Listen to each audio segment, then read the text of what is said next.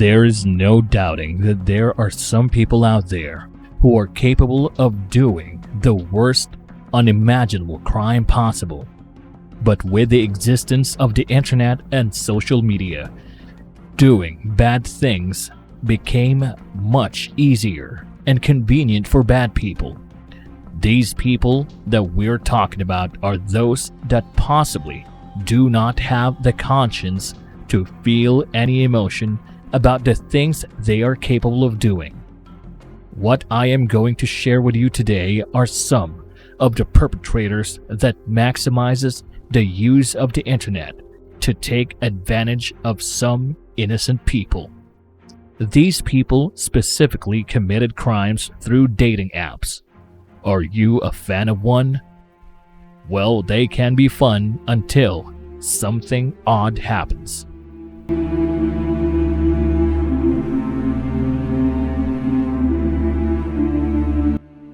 The first person that I want to talk about is Stephen Port. This man is residing in the United Kingdom, and people that knew him said that he was a loner and a quiet person. He then grew up to be a lonely adult even when he reached the age of 46. This person specifically uses Grindr to find and get to know other people without them noticing what his true personality is. He not only tried to get to know people, but he also used this application to prey on other people and fulfill his dark fantasies. During some time in June of 2014, he used an alias and introduced himself as Joe Dean to Anthony Walgate. Anthony is a fashion student, and Port invited him to his flat, trusting that Port will not do anything unusual.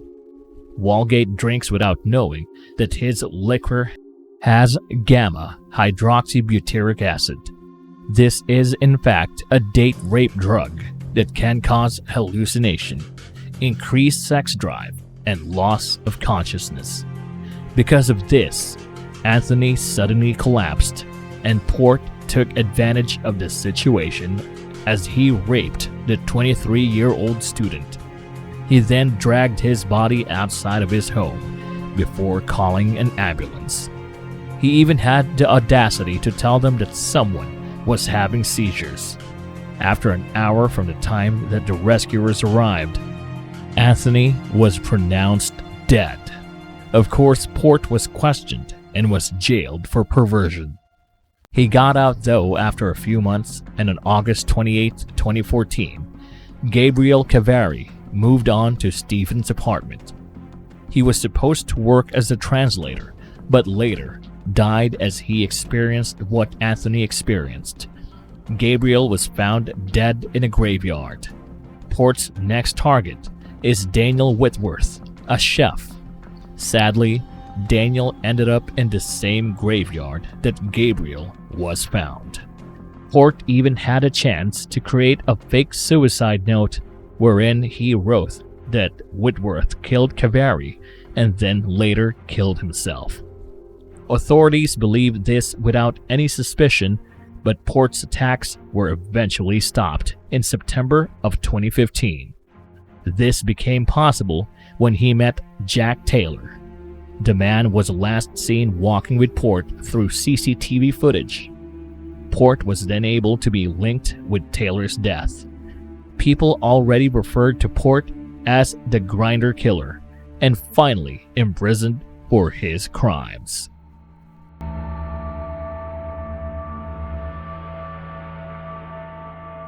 Up next, Michael Harris. Bobby Scott and his husband are in an open relationship. Harris met Scott through a dating app. They eventually meet up on January 17. Scott informed his partner that he will stop by Scott's house. After a few days without any news from Scott, his husband reached out to the county sheriff's office. An onlooker at Daytona Beach later on saw Scott's dead body.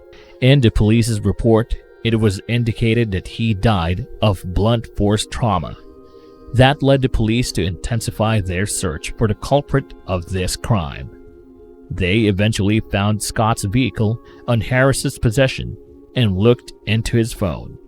Scott's partner said that he never loaned his car with anyone else, and that made the situation more confusing. Because of this, the police arrested Harris. The police even said that Harris has a record of gay prostitution. Harris was also famous for robbing and blackmailing his victims. We also want to discuss Jamal Harris. In this case, Jessica Trolliate was known to enjoy dating apps. On October 2, Jessica said that he will meet up with Jamal Harris. They have already met online. When the woman saw Harris in person, things definitely changed. She had texted some of her friends to help her get rid of her date. She did not find him attractive, especially that his profile pictures in his dating app profile were not as good looking as this person. Jessica then volunteered to drive Jamal to his house. Obviously, Jessica was not comfortable. That is why she brought her father with her. Around 2 in the morning, Jessica and her father were found dead inside her car. The investigation showed that the two victims were shot in the back of their head. Of course, the primary suspect for this crime is Harris. He even had a record of convicted armed robbery prior to the incident. The judge then found probable cause to detain Harris.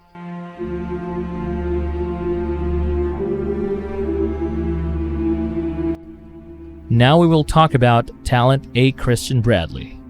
Westerville, Ohio's police received a 911 call on May 27, 2021. According to the person that called, they found the dead body of Robert Allen Goodrich inside his house. The caller is a relative of the 62-year-old victim and said that he called the authorities when he could not reach Bradley. Goodrich's death was ruled as homicide. The police later found CCTV footage that showed a Honda Civic. It looked like it was in a poor condition and seems like it has a lot of damage on its exterior. The police then concluded this car can possibly be connected to Goodrich's death. The police tracked down the driver, and with a series of questions, they found out that this person is exactly who they are looking for. Bradley reported to the officers that he knew Goodrich through Grindr. The police also uncovered that Bradley met another app user, Randy Gwertz, on the same day. The man was later found dead in his own house located at Columbus. Just like Bradley's first victim, Randy was also stabbed to death. The police concluded that Bradley met these two elderly people and then killed both of them after his encounter with each one. What is more surprising is that Bradley told the authority that he did not do it during his detainment. After some time, there was an obituary that posted that Bradley had died while he was detained. According to them, Bradley died of a suicide, though they did not publicly show the cause of death. Because of this, all charges against Bradley, even the one about robbery, were all dropped. What happened with Goodrich and Gwertz are still not as detailed as what people expect it to be. Well, imagine committing these two crimes within the same day. That was really creepy and scary.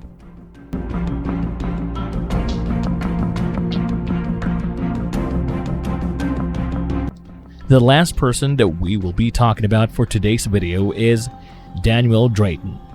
Most killers and people who have committed vicious crimes have suffered mental problems. The NYPD received a 911 call on July 17th of 2018. It was about a woman found unconscious inside her residence. The woman was identified as Samantha Stewart. The police had said that Samantha suffered trauma to her neck and head. That just simply means that she was strangled to death. Later on, the NYPD tracked their primary suspect, and they even found lots of evidence in the crime scene. This evidence led the authorities to Drayton. The two met on a dating website. Drayton even took the chance to take some of Samantha's valuables. The man even bought a ticket to Los Angeles using the credit card of the woman, where he met yet another woman on July 22. Drayton stayed in the woman's apartment, and there he held the woman captive in her own house. According to the reports, he assaulted the victim and choked her. Drayton later on admitted that he took pictures of the woman while she was struggling through his grasp.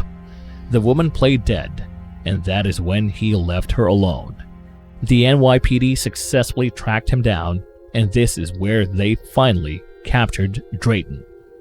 These were not the only crimes that he had possibly committed, as there were other murders linked to him. Well, if you want to see more clips of unthinkable truths, then Unsolved Nightmares will give you more content related to this one. So make sure to subscribe to this channel right away and hit that like button.